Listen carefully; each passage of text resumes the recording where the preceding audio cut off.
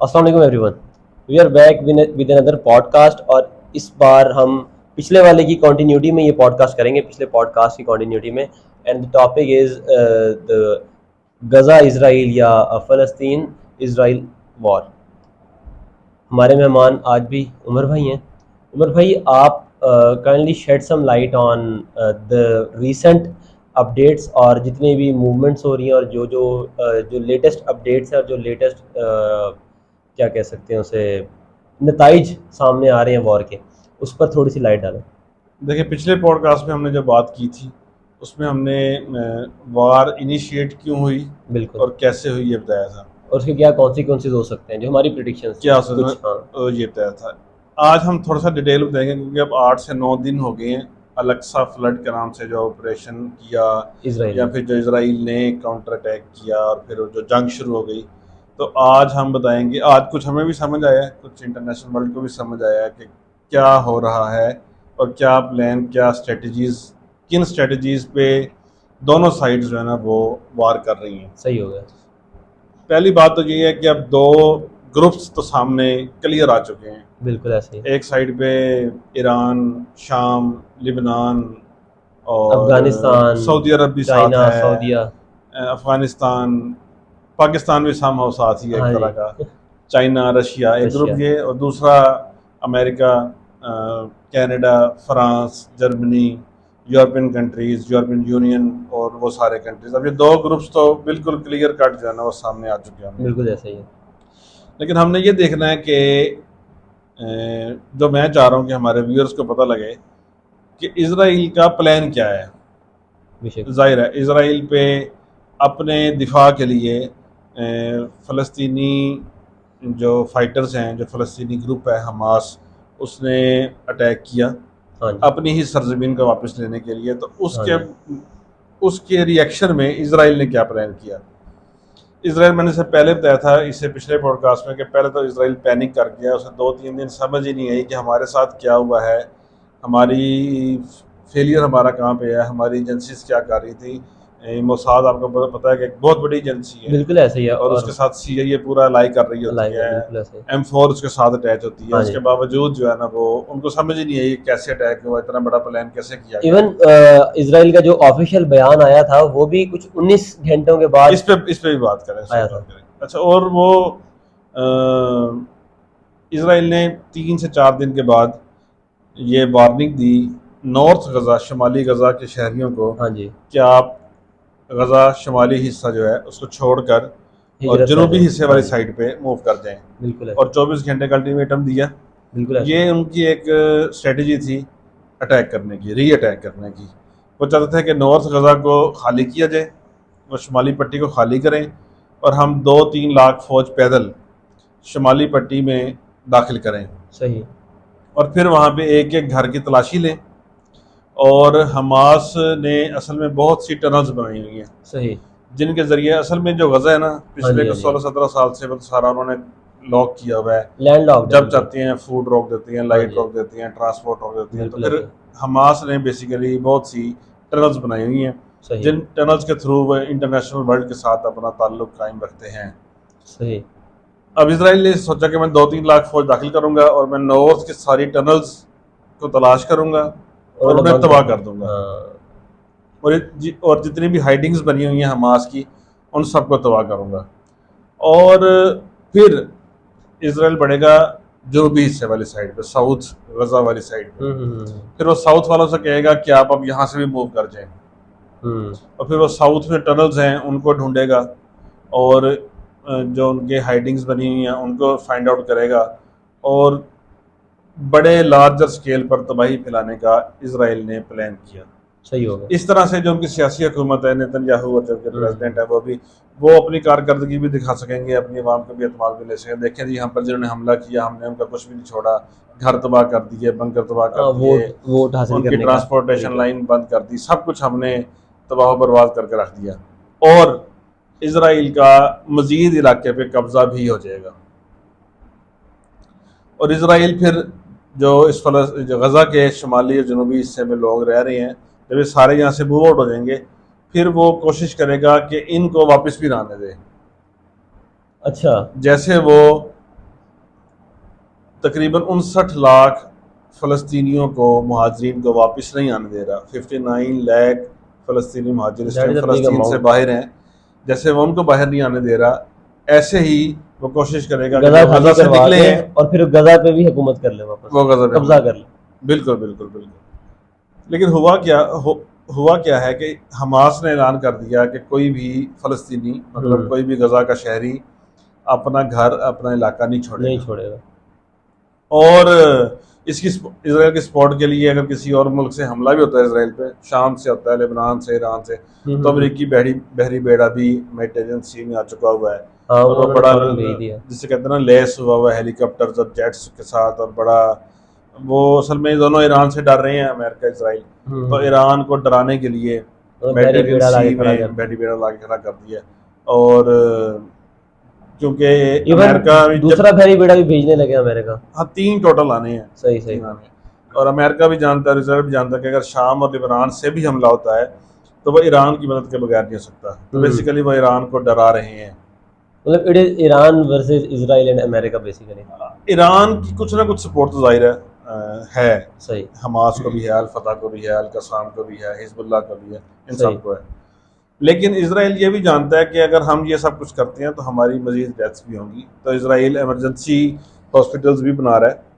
और इसराइल ने कुछ 24 से 26 घंटों में 2 हॉस्पिटल्स खड़े कर दिए मुख्तलिफ जगहों पर।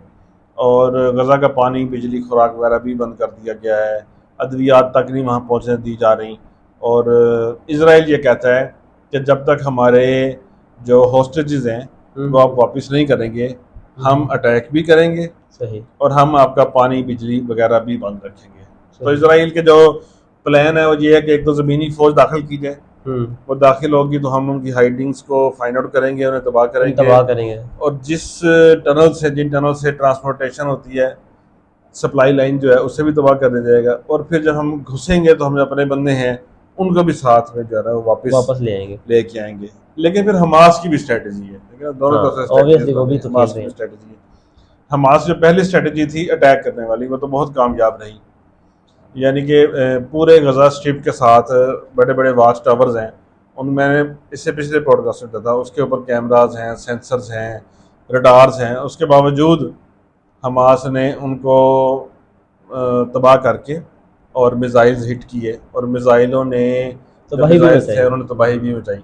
ज्यादा तो नहीं गिरे, लेकिन कुछ जरूर गिरे। जो गिरे वो काफी आयरन डोम जो है ना, फर्स्ट टाइम जो है ना वो डिच हुआ है। फर्स्ट टाइम ऐसा हुआ है कि आयरन डोम जो है ना वो फाइंड आउट नहीं कर सका कि कितने, क्योंकि मिसाइल्स की क्वांटिटी भी बहुत ज्यादा थी। पहले भी इतनी क्वांटिटी में फायर होते रहे हैं, लेकिन आयरन डोम बड़े तरीके से उसको जो है ना वो कैटर करता रहा। इस बार उन्होंने आयरन डोम के जो रडार्स है ना, पहले उन्हें, जो मैंने बताया था, जो छोटे ड्रोन बताए, उनसे तबाह किया। जब रडार खत्म हो गए तो फिर उन्होंने मिसाइल फायर किया। तो पहली जो स्ट्रेटजी थी वो तो हमास की बहुत अच्छी रही। अब जो अगली स्ट्रेटजी है वो ये है कि हमास ने जितने भी होस्टेजेस बनाए वो ऑलमोस्ट 250 होस्टेजेस हैं, हमास कहता है। और वो 250 कोई आम आदमी नहीं है, मतलब उनके उनमें जनरल्स भी हैं, उनमें आर्मी ऑफिसर्स भी हैं। और इसराइल कहता है कि हमारा 170 to 180 होस्टेजेस है, हमास कहता है कि 250 है। तो आप राउंड अबाउट 200 to 225 होस्टेजेस भी रखें। उनको पूरे गजा में फैला दिया, ताकि अगर एयर स्ट्राइक हो इसराइल की तरफ से तो वो ये भी सोचें कि हमारा बंदा भी नीचे इस बिल्डिंग में हो सकता है। और ऐसा हुआ सही कि इसराइल ने जिन बिल्डिंग्स पे एयर स्ट्राइक किए उनमें उनके अपने होस्टेजेस भी शामिल थे, सही, जिनकी डेथ्स हुई हैं। और इस पर प्रोटेस्ट भी हो रहे हैं, प्रोटेस्ट वो उसमें भी आते हैं बाद। सही। इसलिए इसराइल अभी तक बहुत बड़ा हमला नहीं कर पाया। ओके, जिस तरह से हम सब this was what I was thinking कि इसराइल अभी तक तो रिसोर्सेज के हवाले से यही होता है कि अराउंड 250 बंदा जो है ना, वो छोटी सी स्ट्रिप है, उस पर उन्होंने फैला दिया हुआ है, तो वो उसकी वजह से वो हमला नहीं कर पाया। सही। और हमास बेसिकली चाह रहा है, हमास इस काम के लिए, इस बात के लिए ज़हनी तौर पर तैयार है, और उसका ये प्लान है कि अर्बन वारफेयर हो। अर्बन वारफेयर टर्मिनोलॉजी है, वो ये है कि इसराइल अपनी फौज के साथ गजा में आए। अर्बन वारफेयर होता है कंक्रीट शहरों के अंदर, कंक्रीट के शहरों के अंदर पबजी आप जिस तरह खेलते हैं पबजी कह लें, कि इजरायली फौजी आए, वो गजा में दाखिल हों और वहां पे हम जंग लड़ें। देखिए अब इसराइल चाह रहा है कि मैं 2-3 लाख फौज दाखिल करूं, वो 2-3 लाख बंदा आएगा तो उसमें से मजीद हॉस्टेजेस बनेंगे। बिल्कुल ऐसे है। प्लेइंग फील्ड हमास का होगा, तो जिसका होता है फायदा उसको होता है। उसको होता है, यस। तो उनके मजीद फौजी मरेंगे भी सही, और इसराइल अपना नुकसान ज़्यादा करेगा।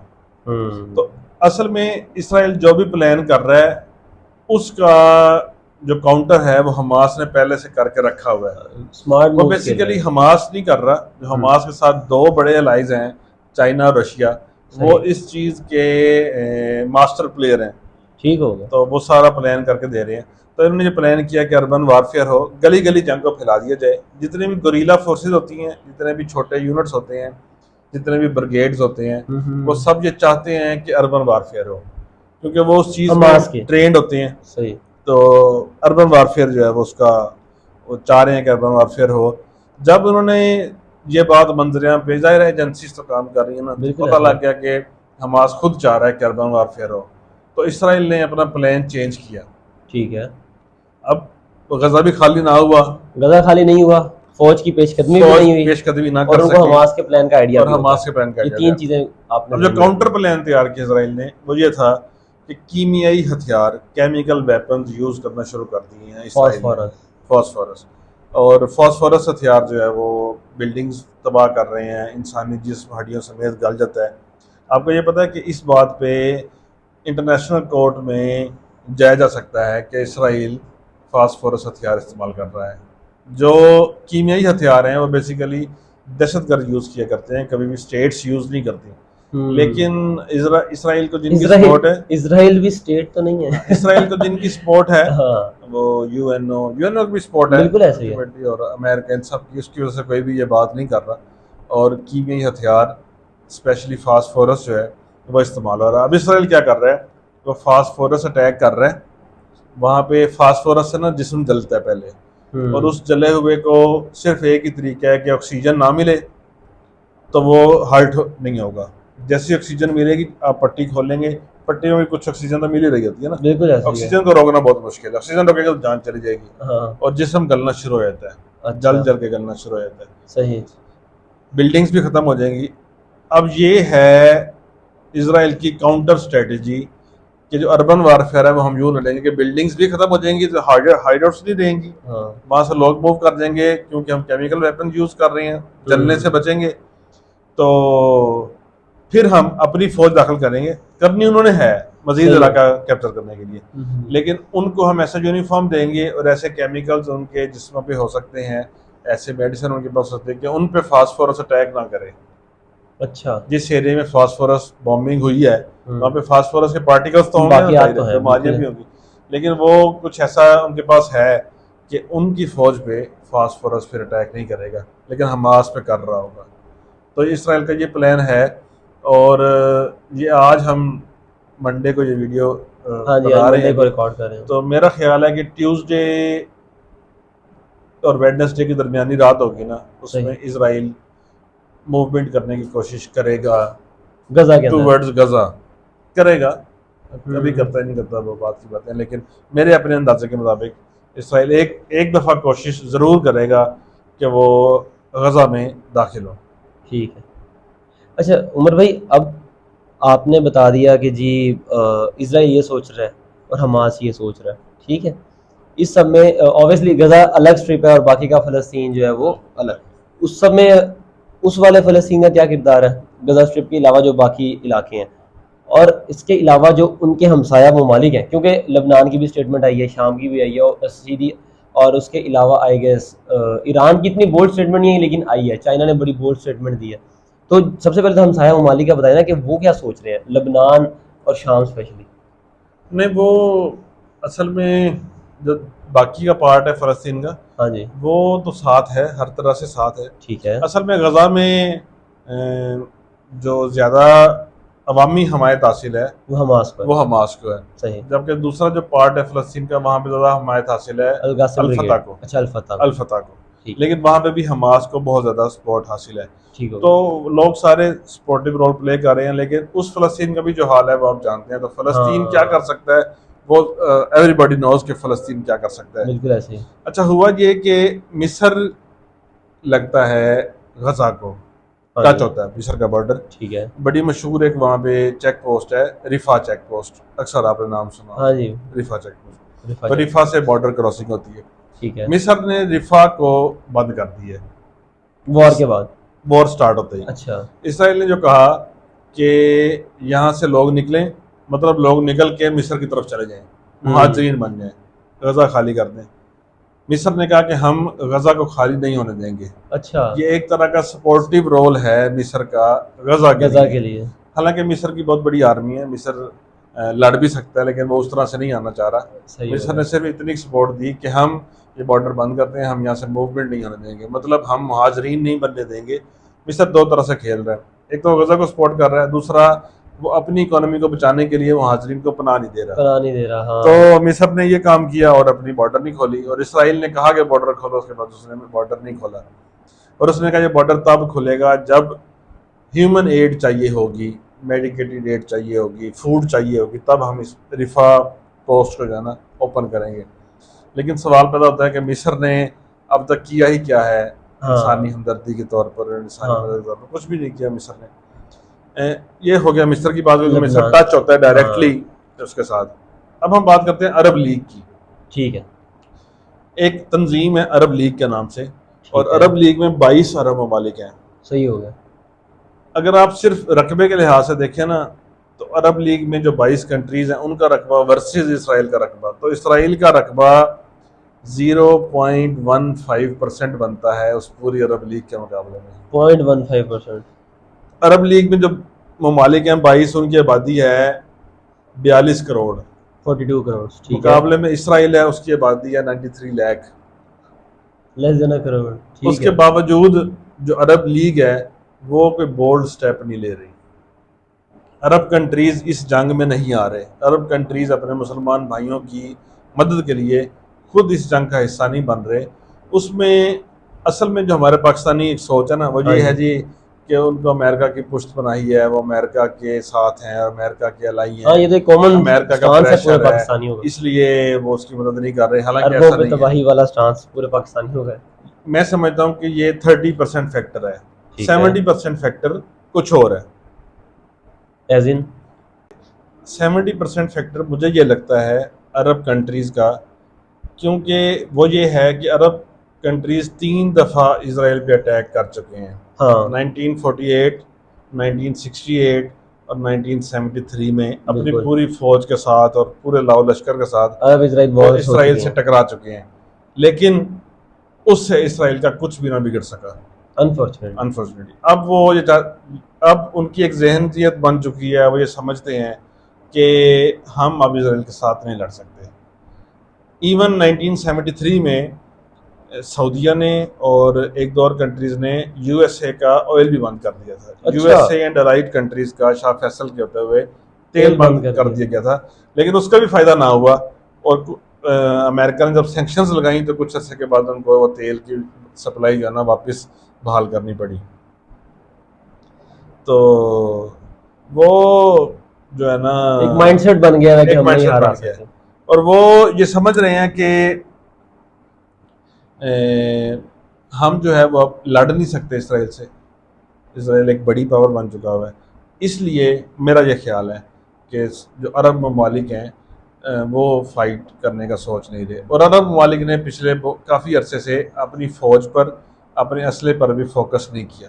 सही, हाँ, वो they are moving towards economy and हाँ, ऑल इकोनॉमी दैट जिस स्टफ। चक्कर में पड़े हैं वो सारी आपको पता है, तो उन्हें अपनी ताकत की कमज़ोरी का एहसास हो चुका हुआ है, जिसकी वजह से वो जो है ना अब इस जंग लड़ ही नहीं में पा रहे। खुद से नहीं आ रहे।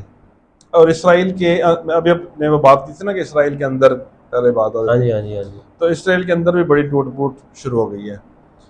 वज़ीर आज़म, ये मैं आपको ब्रेकिंग न्यूज़ दे रहा हूँ कि प्राइम मिनिस्टर ऑफ इसराइल और आर्मी चीफ ऑफ इसराइल, इन दोनों के दरमियान इख्तलाफात बढ़ चुके हैं बहुत ज़्यादा। अच्छा, किस वजह से? प्राइम मिनिस्टर ने एक बहुत बड़ा इजलास बुलाया जिसमें उनकी पूरी अस्करी व सिविल क़यादत मौजूद थी। उसमें सवाल किया गया कि हमारी एजेंसी को क्यों ना पता लग सका कि हम पे अटैक होना है या होने वाला हाँ, है, हमारी तैयारी क्यों नहीं थी। उस पर ज़ाहिर है फिर फौजी जिस तरह हर मुल्क में आग बबूला होते हैं वो हुए तो उनके दरमियान, और जो इनके हॉस्टेजेस बने हैं और जो जानी नुकसान हुआ है, इसराइल को अपना जानी नुकसान का जो है ना वो नहीं है, आदत नहीं है। हाँ इवन 90s में जब बैरूत तबाह हुआ था, सिर्फ 2 इसराइली कैदी बनाए थे हिजबुल्लाह ने, सही। 2 इसराइली। अच्छा। उसके लिए उन्होंने लेबनान पे हमला कर दिया था 2 इसराइलियों के लिए, और उन 2 इसराइली जो हैं, जो लेबनान पे हमला हुआ था, वो जिंदा वापस भी नहीं मिले थे। उनकी डेड बॉडीज हिजबुल्लाह ने वापस की, अच्छा। लेकिन वो डेड बॉडीज के बदले में भी हिजबुल्लाह ने अपने मुजाहिदीन जो है वो वापस लिए इसराइल से, अच्छा, और कुछ फ़लस्तीनी भी वापस लिए। मतलब वो अपने इंसान लोगों की इतनी वो वैल्यू। वैल्यू रखते हैं, तो उसके खिलाफ भी जो उनकी आवाम और सड़कों पर निकली होती है आए दिन, और बड़े जो है ना मामला वो ख़राब हो रहे हैं। सही। अच्छा उमर भाई, अभी अभी आपने यहाँ पे जिक्र किया हिजबुल्लाह का। हिजबुल्लाह लफ्ज़ पिछले हमारे पॉडकास्ट में भी आया था, लेकिन उस पर हमने बात नहीं की थी।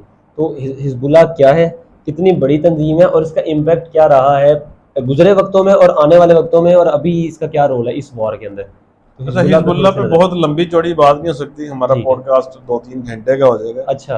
हिजबुल्लाह जब लेबनान पे हमला हुआ था, उसके बाद हिजबुल्लाह मार्ज वजूद में आई। ठीक है।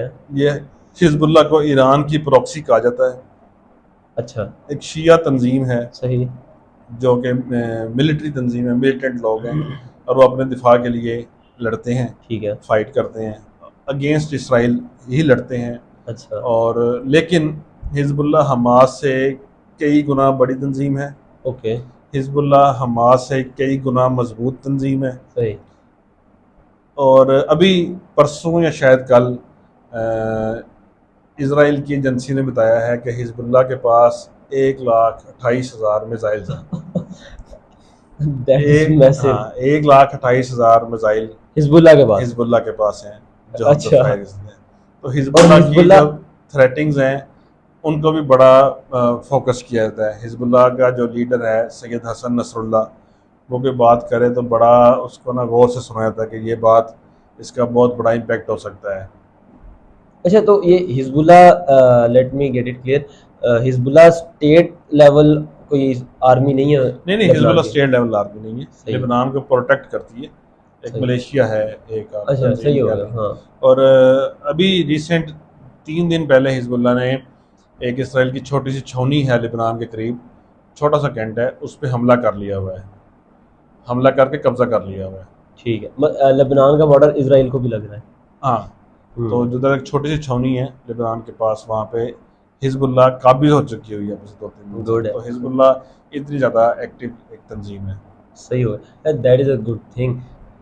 तो इस वॉर में मतलब हिजबुल्लाह अपने ओन पे एक अलग जंग लड़ रही है, वो हमास को एज इन डायरेक्ट सपोर्ट नहीं कर नहीं, पा रही। सपोर्ट है ना आप, ये इसराइल है, हाँ इस जी। साइड से हमास ने अटैक किया हुआ है, इस साइड से अब लेबनान उनकी ने। सारी आर्मी यहाँ थी, अब यहाँ से हिजबुल्लाह ने अटैक कर दिया, वो आर्मी यहाँ भागेगी, तो वो जाहिर है हाँ, एक आप एक इशू, मुल्क बोन ऑफ पे कंटेंशन बन आप रहे एक हो। मुल्क पे 2 साइडों से हमला कर रहे हैं। हाँ। अभी परसों शाम ने भी कुछ मिसाइल्स फायर किए हैं इसराइल में। इसराइल पे, तो शाम यहाँ पे है, अब वो कितने एक फ्रंट को बचाएंगे अपने। हाँ, ये भी है।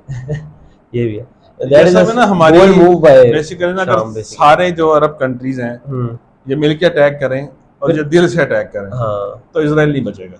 ये लोग टूट फूट का शिकार है, जो आपकी बातों से मुझे लग रहा है ना। हिजबुल्लाह अलग कैपेसिटी में लड़ रहा है, हमास अलग कैपेसिटी में, अच्छा, मिस्र ये अलग ना में। सब, वैसे जो मैं भी बात करूंगा ना, ये एक हाइपोथेसिस है। अच्छा। ये ऐसा ना समझा जाए कि ये मेरी सोच है, किसी की सोच है। जी। जितनी भी तंजीमें, जितनी भी जमातें, जितने भी ग्रुप्स, जितने भी मलेशिया इस टाइम इसराइल के खिलाफ लड़ रही है, उन सब को ईरान की बैकिंग है। ठीक है, मतलब सारे, चाहे जिस भी कैपेसिटी में वो लड़े। हालांकि हमास सुन्नी तंजीम है, लेकिन हम्म। आप ईरान की स्टेटमेंट्स देख रहे हैं, सबसे ज़्यादा बैकिंग ईरान की है। इवन इसराइल ने भी कहा है कि जो असला दिया कि वो ईरान ने दिया है। हाँ, हिजबुल्लाह को सबको पता है कि ईरान सपोर्ट ईरान करता सपोर्ट है, कर रहा अल कसाम को ईरान सपोर्ट करता है, तो जितनी भी तंजीमें हैं उन सबको ईरान ही जो है ना वो बैक करता है। वन वर्सेस ऑल वाला सीन चल रहा है। सही हो गया। अच्छा उमर भाई, एक और बात या थ्योरी कह लें, या कॉन्स्पिरेसी कह लें, जो कि ना बहुत ज़्यादा ना प्रोपेगेट कर रही है थ्रू आउट द मैसेज, और through social media as well, कि this is the last war by Hamas, this is the last attack by Hamas, इसके बाद हमास ख़त्म हो जाएगी, या हमास का फ्यूचर ख़त्म हो जाएगा, या हमास ख़त्म है बस अब। तो इसके बारे में क्या है। कहेंगे सो आप? जिस तरह मैंने देखा ना कि इसराइल प्लान कर रहा है कि हम एंटर होंगे हम्म। हमास की टनल्स को, उनकी हाइडिंग्स को, उनकी ट्रांसपोर्टेशन को, सप्लाई, सब कुछ खत्म कर रोक देंगे। तो देंगे, जाहिर है हाँ। इस सब से बज़ाहिर यही लग रहा है कि हमास खत्म हो जाएगी। देखिए, आप एक ग्रुप को, आप एक तंजीम को, आप एक ऑर्गेनाइजेशन को ख़त्म कर सकते हैं, सही। आप एक नज़रिए को ख़त्म नहीं कर सकते। जो बात बिल्कुल ऐसी है, बिल्कुल मुझे एक ऐसी है। नज़रिया है कि हमने सारा इसराइल ख़त्म करना है, वो नज़रिया रहेगा। वो कभी हिजबुल्लाह बन के रहेगा, वो कभी हमास बन के कभी रहेगा, वो अल-कासम बन कभी के आ अल-फतह जाएगा, बन के कभी रहेगा, अल-फतह वो कभी अल-कसाम बन के रहेगा। बिल्कुल ऐसे। तो आप उस नज़रिए को ख़त्म नहीं कर सकते। अच्छा, जो अरब लीग है ना, जी, अरब लीग ने भी ये हल दिया था, आज नहीं, अभी नहीं, पहले की बात है। सही। अरब लीग ने ये हल दिया था कि दो कौमें, दो स्टेट्स बना दी जाएं, इसराइल और फ़लस्तीन। ठीक है। हम तो हालांकि इसराइल को स्टेट नहीं मानते, हाँ, हम तो मतलब कब्जा किया हुआ है ना, रोज़ स्टेट चलते है हैं। भी नहीं है हाँ, बजाय। बिल्कुल, तो इसलिए मैंने पहले कहा कि इज़राइल फ़लस्तीन तो के स्टेट इलाके ही। पे कब्जा किया हुआ है। हाँ जी। तो अरब लीग ने कहा था, वो बेसिकली इसराइल के हक में बात थी। ये अभी नहीं, मैं इससे पहले की बात कर रहा सही। हूँ, 5, 6 साल, 10 साल पहले तक अरब लीग यही कहती रही है कि 2 स्टेट्स डिक्लेयर कर दी जाएं, यही एक हल है, इसका कोई और हल नहीं है। ठीक है। जबकि हमास, हिजबुल्लाह, इवन ईरान और जो बाकी तंजीमें हैं, वो कहती हैं कि इसराइल स्टेट ही नहीं है, जो ना कि ही सच है। हम इसको कभी मानेंगे, और हम इसको ख़त्म करके रहेंगे। तो जो वो माइंड सेट है, जो वो नज़रिया है, आप उस नज़रिए को कभी भी ख़त्म नहीं कर सकते। आप कुछ लोगों को, आपने अभी हिजबुल्लाह के, आपने नहीं, इसराइल ने हिजबुल्लाह के लीडर के, हिजबुल्लाह कह रहा हूँ, हमास के लीडर के घर पे अटैक हाँ, किया, उनकी भतीजी फैमिली और के 7 फैमिली के लोग जो है बहुत वहाँ पे ज़्यादा शहीद हुए। मेंबर्स, हाँ, शहीद हुए। अल-कसाम ब्रिगेड की घर अटैक किया, फैमिली के 13 लोग शहीद हाँ, हुए। उनके लीडर तो के भी इस 13 तरह शहीद से हुए। वो अटैक्स हो रहे हैं, वो लोग बर्दाश्त कर रहे हैं। वो बचपन से, वो बड़ा मशहूर है कि फ़लस्तीनी जो है ना, वो दिन में 5 नहीं 6 नमाज़ें पढ़ते हैं, बिल्कुल। फजर, ज़ोहर, असर, मगरिब, इशा और जनाजा। जनाज़ा, तो वो अल-फजर। जनाजे अपने कंधों पर उठाने के आदी हैं। उन्होंने शहदा के खून से अपनी तारीख लिखी है, बिल्कुल, और वो शहदा के खून से लिखते रहेंगे, और आप उस नज़रिए को नहीं ख़त्म कर सकते। बिल्कुल आप एक ऐसे। तंजीम ख़त्म कर लेंगे, अगर खुदा न खासा कल हमास ख़त्म होती है, तो हमास किसी नए नाम के साथ, किसी नए रंग में, किसी नए दोबारा रूप में रीबर्थ, दोबारा से हाँ, रीबर्थ कर ऐसा ही लेगी। है। तो That is a big statement by you as well. Hoping for the best for the people of Palestine and those of Hamas as well. अच्छा, उमर भाई, इस सब में ईरान कहाँ फॉल कर, अब अगर जितनी आपने बातें की ना, और जो आपने पिछले पॉडकास्ट में भी कहा था, उसमें ईरान एक मेजर एलिमेंट था हमारी गुफ्तगू का ना। और इस वॉर में भी ना, ईरान हिडन हो या खुल के सामने आ रहा हो, लेकिन एक मेजर एलिमेंट है इस वॉरफेयर का। तो अब इसके ईरान पे क्या असरात मुरतब होंगे, ईरान इस चीज़ को कैसे लेके चलेगा, और ईरान आगे क्या कर सकता है या क्या करना चाह रहा है? देखिए, इसके असरात ईरान पे, वो फिर एक बहुत लंबा डिस्कशन का टॉपिक बन जाएगा, उसको हम अगले पॉडकास्ट में जब करेंगे। ठीक है। आज मैं आपको ये बता देता हूँ कि ईरान जो है वो क्यों नहीं डरता यूएसए की धमकी से, इसराइल की धमकी हाँ, से। वो उनको फर्क इतनी नहीं पड़ सारी रहा। सैंक्शंस लगे होने के बावजूद क्यों ईरान अपनी बात में कायम रहता है, सब कुछ रहता है। हमने आज से 1 साल पहले कम बेश एक पॉडकास्ट बनाया था कि कैसे, आर्टिफिशियल इंटेलिजेंस वाला। हाँ, AI I'll put the link in the description. Technology को यूज़ करके, जो ईरान के एक बड़े साइंटिस्ट थे, खलीलज़ादे, फ़कीर खलीलज़ादे, उनको हिट किया गया, उन्हें शहीद किया गया, बिल्कुल है। और ईरान का पूरा न्यूक्लियर प्रोग्राम जो है उसको सबूताज कर दिया गया। हाँ, बज़ाहिर ये हुआ, बिल्कुल ऐसे ही हुआ। लेकिन ईरान एक पूरा अंडरग्राउंड न्यूक्लियर सिटी बना चुका हुआ है। न्यूक्लियर टनल नहीं है, मैं उसको न्यूक्लियर सिटी कहूँगा। अच्छा। वो इतना ज़्यादा लेंथ और विड्थ में है कि आप उसको पूरा न्यूक्लियर सिटी कह सकते हैं। ओके। वो बना चुका हुआ है। अगर इजरायली फ़िज़ाइया अटैक करते हैं ना ईरान पे, हाँ जी। तो इसराइल से ईरान आने पे और फिर वापस जाने पे, अटैक करने पे उनको 45 मिनट्स रिक्वायर्ड है इसराइल को। जबकि ईरान जो है वो अपने मिसाइल्स के थ्रू 7 मिनट पे इसराइल पे अटैक कर सकता है। ओके। तो इसलिए ईरान का डर इसराइल को बहुत ज़्यादा है। नवंबर 2021 में अमेरिका और इसराइल की एजेंसियों ने जो एटॉमिक प्लांट था उसे पकड़ लिया था, हाँ, और उसको बंद कर दिया था, रिपोर्ट भी शाया सैंक्शंस हुई लग थी, गई हाँ, थी, सारा बहुत बड़ी न्यूज़ चलती रही है पूरे बिल्कुल। 1-2 माह। लेकिन अब सब अंडरग्राउंड है, और अंडरग्राउंड ही उनकी अब एयर बेसिस है। ईरान की। ईरान असल में ना रकबे के लिहाज से बहुत बड़ा है, और बहुत सा हिस्सा गैर आबाद है। सही। वहाँ पे उन्होंने अपनी अंडरग्राउंड हाइडिंग्स बनाई हैं, सही। और वो इतनी डीप हैं कि वो न्यूक्लियर प्रूफ हैं। अगर आप न्यूक्लियर अटैक करते हैं तो उनकी साइट पे वो इंटरेस्टिंग। अटैक असर नहीं करेगा। हम्म। अगर वो अटैक करते हैं तो वो असर ज़रूर करेगा। और जनवरी 2023 में, अभी 8-9 माह हाँ पहले, जी। इसराइल और अमेरिका ने शायद अपनी तारीख की सबसे बड़ी जंगी मशकें की हैं, और उसमें उन्होंने अपने नए वेपन्स शो किए, नए अपने जेट शो किए। सही। और B-52 एक उनका टनल ब्लास्टर है, एक जेट है, ब्लास्टर। टनल ब्लास्टर, उसे ठीक है। शो किया ये बताने के लिए कि आप जो टनल्स बना रहे हैं ना, हम उसको ब्लास्ट करने की कैपेसिटी रखते हैं, हमारे पास सही हो गया। टनल ब्लास्टर के नाम से जो है ना पूरे जेट्स मौजूद हैं। लेकिन उस धमकी के नतीजे में भी जो ईरान के चीफ ऑफ आर्मी स्टाफ हैं, उन्होंने एक वीडियो रिलीज कर दी और एक पैगाम भी दे दिया साथ में। अच्छा। और उस वीडियो में उन्होंने ईगल 44 के नाम से, जो उनकी अंडरग्राउंड एक एयरफोर्स बेस है, उसकी वीडियो बना के जारी कर दी कि हमारी, अच्छा, उन्होंने बेस वो मंजर यहाँ पर ले आए? हाँ, न्यूक्लियर बेस नहीं, एयर बेस ईगल 44 के नाम से उन्होंने वो शो कर दी कि एक हमारी है, वो अंडरग्राउंड है, और वो आप ये देख लें इतने हमारे जेट्स, और उसके अंदर काफ़ी तादाद में 100 के करीब जेट्स खड़े थे। अच्छा। और वो बड़ा, उसके बाद उनकी बड़ी मशकें भी जो है ना वो कारआमद साबित ना नजर आई। अब ईरान के पास एक मिसाइल है अमाद के नाम से, अमाद। वो नेविगेशन कंट्रोल मिसाइल है। सही हो गया। वो आप जब उसको फायर करते हैं, अब फायर करने के बाद से कंट्रोल कर सकते हैं, कंट्रोल करके उसकी डायरेक्शन चेंज कर सकते हैं, अपने टारगेट को हिट करवा सकते हैं। अमाद। और जो अमाद है वो अमेरिका की 18 बेसिस हैं पूरे अरब में ऑलमोस्ट। सही हो गया। उन 18 बेसिस को हिट करने की कैपेसिटी रखता है। ओके। अच्छा, पाकिस्तानी है, हम पाकिस्तानी लिसनर्स के लिए, अमाद की रेंज दिल्ली तक भी है, तिल अबीब तक तो है ही है, अमाद की रेंज जो है ना वो दिल्ली तक भी है। बड़ा इजीली अटैक कर सकता है। तो ईरान डरा नहीं है। ईरान की हिस्ट्री है, ईरान की बड़ी रिच हिस्ट्री है, बड़ा रिच कल्चर है उनका। और ईरान जो history of freedom and a lot of fight. हाँ, वो ईरान जो है ना वो उसी पे कायम है अभी तक। और इस पूरे फ़लस्तीन इजराइल वाले इशू पे भी ईरान बड़ा बोल्ड स्टेटमेंट्स दे रहा है। ईरान ने क्या कि अगर अमेरिका ने इस जंग में कूदने की कोशिश की तो हम इसका दायरा वसी कर देंगे, ये बहुत बड़ा ऐलान होता है। इसका मतलब ये हुआ कि और ये ईरानी वज़ीर खारजा ने कहा है, अच्छा, ने नहीं कहा, हम इसका दायरा वसी कर देंगे। इसका मतलब है कि हम वो जंग लड़ रहे हैं तो दायरा वसी करेंगे, ऑब्वियसली, कोई और कैसे करेगा। तो ईरान पे आज के लिए इतना काफ़ी है। हाँ। ये बताने के लिए कि ईरान की कैपेसिटी क्या है। हाँ। और ये मैं अपनी तरफ से ना ये मेरी अपनी पेशन गोई है। अब मेरी तरफ से ये एक ब्रेकिंग न्यूज़ लिख लें कि 2024 में, 24 के एंड में या मिड में, ठीक है, ईरान न्यूक्लियर पावर डिक्लेयर कर देगा। Okay, that will be a major progress. Iran will be next Islamic nuclear power. Okay, और उससे पार शिफ्ट आ जाएगा, एक और पार शिफ्ट आ जाएगा पूरे साउथ एशिया में। साउथ एशिया में, मिडल ईस्ट में भी। Okay okay. अच्छा उमर भाई, इस सब में अब एक और मुल्क भी सामने आता है, और वो मुल्क खुलकर ही प्रचार कर रहा है इस चीज़ का, और वो मुल्क इजराइल भारत दोस्ती का प्रचार कर रहा है बेसिकली, और मुल्क भी भारत ही है, ठीक है।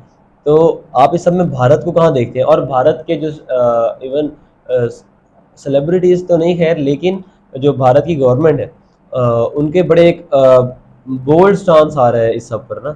एक तो ये बात भी है कि जो भी मुल्क दे रहा है ना वो बड़ी बोल्ड स्टेटमेंट दे रहा है, चाहे वो चाइना हो, रशिया हो, ईरान हो, लेबनान हो, इजराइल हो, अमेरिका हो। जिस तरह मैंने पहले कहा ना कि दो ग्रुप्स जो है ना वो सामने आ चुके हैं। बिल्कुल है सर। अच्छा, अब ये सवाल वाकई पैदा होता है कि इंडिया क्यों इतनी मुखालफत कर रहा है फ़लस्तीन की, और क्यों इतनी सपोर्ट कर रहा है, जबकि उसका उस चीज़ से कोई लेना देना ही नहीं।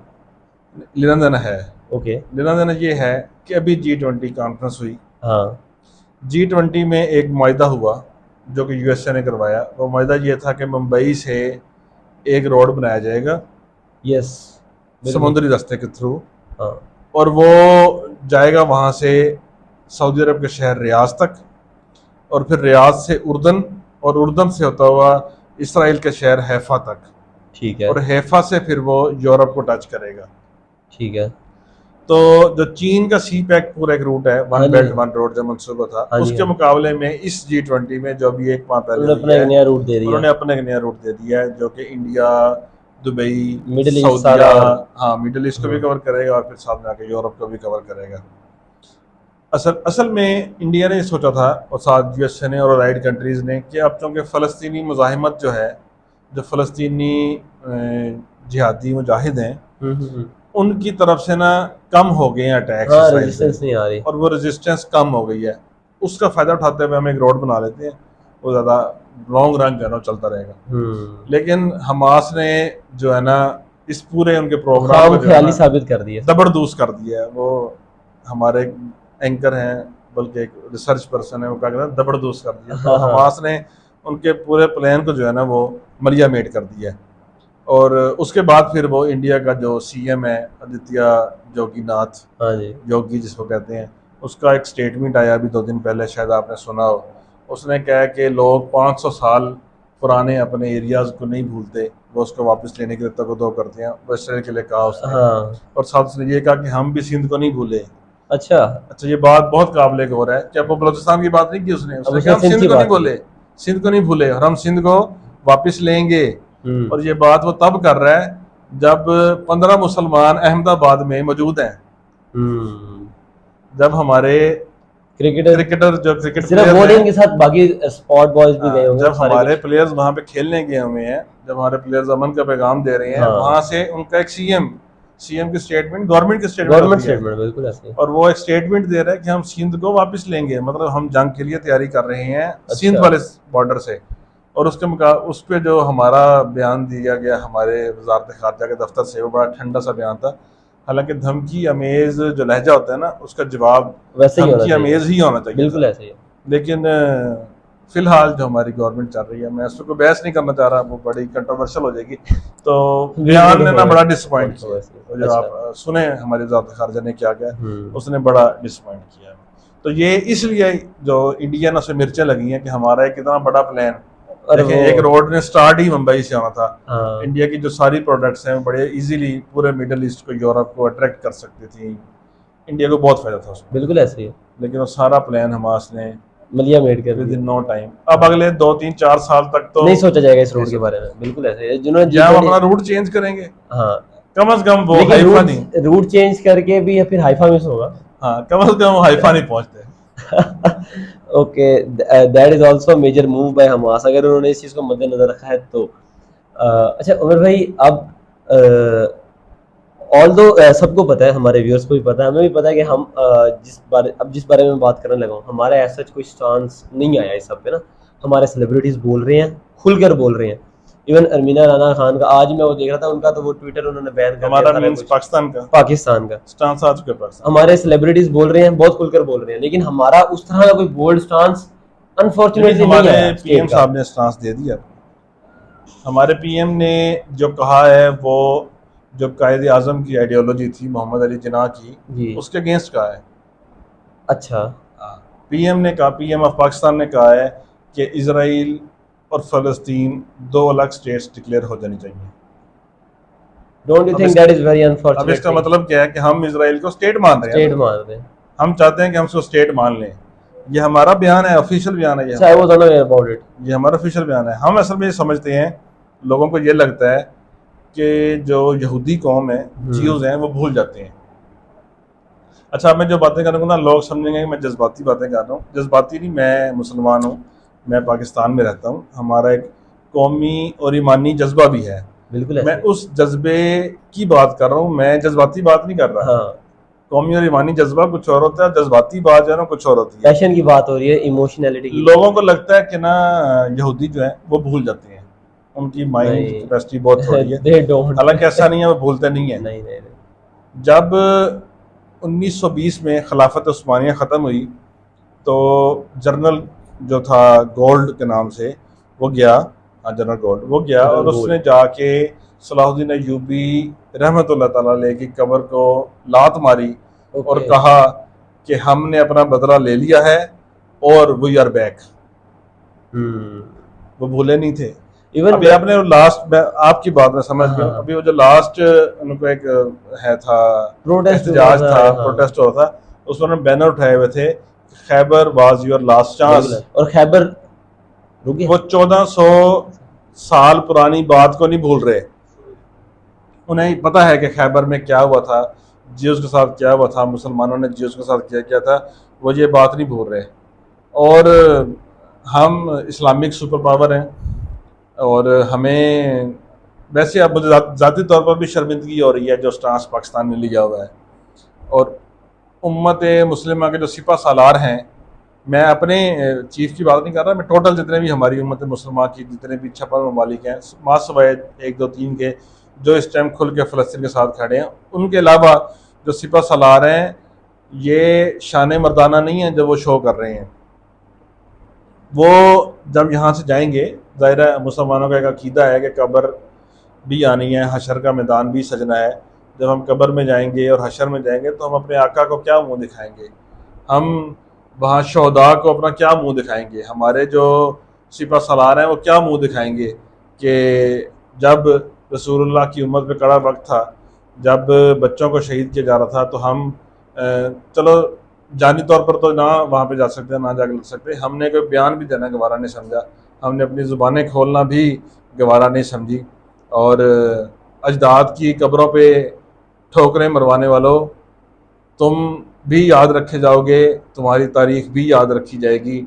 और यहाँ मुझे वो शेर बड़ा याद आता है इकबाल का, कि गैरत है बड़ी चीज़ जहाने तबदों में, पहनाती है दरवेश को ताजे सरेदारा।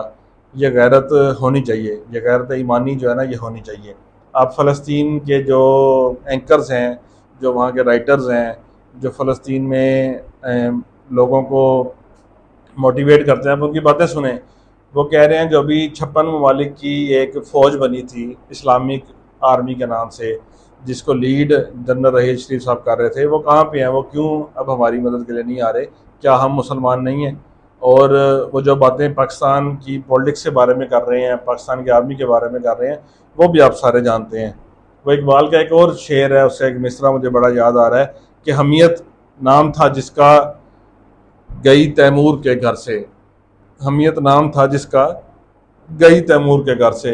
हम में ना हमियत रही है, ना गैरत रही है, ना वो ईमानी जज्बा रहा है हमारे कुछ मैं दानिशवर नहीं बल्कि दानिशबढ़ कहना चाहूँगा, वो जिनकी टांगें कांप रही थी यहाँ पे बैठ के, जो कहता कि जी इसराइल ये कर देगा, इसराइल वो कर देगा। मैं एक थोड़ा छोटा सा रिसर्चर, कुछ भी नहीं हूँ, मैं बस स्टडी करता हूँ। तो मुझे ये लगता है, और आप ये देखिएगा कि ये जंग 3 से 4 हफ्ते 5 हफ्ते मैक्सिमम चलेगी, और इस जंग का अख्ताम इसराइल कहेगा कि मुझे इस जंग से निकाला जाए। इसराइल खुद ना कहे, इसराइल अमेरिका से कहेगा, अमेरिका चाइना को कहेगा कि आप किसी भी तरह इस जंग को रुकवाएं, इस जंग से नुकसान हो रहा है, जानी नुकसान हो रहा है। इसराइल खुद पाँव पड़ेगा कि मुझे इस जंग से निकाला जाए, मेरा इस जंग में बहुत नुकसान हो रहा है। और हम यहाँ बैठ के आज से हफ्ता पहले डर रहे थे, हमारी टांगें काँप रही थी। और कुछ हमारे वो मजहबी मुल्ला हैं जो ये कह रहे हैं, आजकल बड़ी बातें हो रही हैं कि बैतुल मुक़द्दस हमारा किबला अव्वल नहीं है, हमें उसके लिए हमारी फ़ाइट करना नहीं बनती, वो अरब का मसला है, वो हमारा मसला नहीं है, बैतुल मुक़द्दस हमारा है। बैतुल मुक़द्दस बहुत से ज़ावियों से हमारा है। बैतुल मुक़द्दस कुरान पाक की एक आयत है, सुबहानल्लाह ज़ी असरा बिअब्दिही, ये पूरी आयत पढ़ें, इस निस्बत से बैतुल मुक़द्दस हमारा है, बैतुल मुक़द्दस हमारा है। हजूर पाक ने वहाँ पर इमामत की है, अम्बिया ने उनकी इमामत में नमाज़ पढ़ी है, उस इमाम के वसीले से बैतुल मुक़द्दस हमारा है। हम बैतुल मुक़द्दस पे आँच नहीं आने देंगे, और उम्मीद है कि हमारी कौम, हमारी फ़ौज, हमारी जो बड़े इदारे हैं, हमारा मुल्क as a country, as a state, ये इंशाल्लाह ये बात करेंगे कि बैतुल मुक़द्दस पे अगर इसराइल ने कुछ करने की कोशिश की, कुछ सोचा, तो हम हर तरह से फ़लस्तीन के साथ जो है वो खड़े रहेंगे। और मैं एक बार फिर मैं आज की इस वीडियो में ये पैगाम भी देना चाहूँगा कि हमें कौमी गैरत का, ईमानी गैरत का, कौमी हमियत का और ईमानी हमियत का हमें मुज़ाहरा करना चाहिए। ये हमारे दीन का तकाज़ा है, ये हमारे ईमान का तकाज़ा है। मुसलमानों पे जुल्म हो रहा है, हमें उनके साथ खड़े होना चाहिए। हम जाके लड़ नहीं सकते, हम ठीक है, हम 44-45 किलोमीटर दूर जाके नहीं लड़ सकते। हम, अब ये कंट्रोवर्शियल बातें हैं, खैर सबको पता है कि पाकिस्तान और इंडिया की कैपेसिटी कितनी है। हम 6 दिन से ज़्यादा अपने बॉर्डर पे नहीं लड़ सकते। हमारी इकॉनमी इतनी कमज़ोर हो चुकी है कि हम अपने जो हमारे लैंड के साथ अटैच्ड बॉर्डर्स हैं, हम वहाँ पे जाके लड़ सकते। 45 किलोमीटर दूर जाकर क्या लड़ेंगे?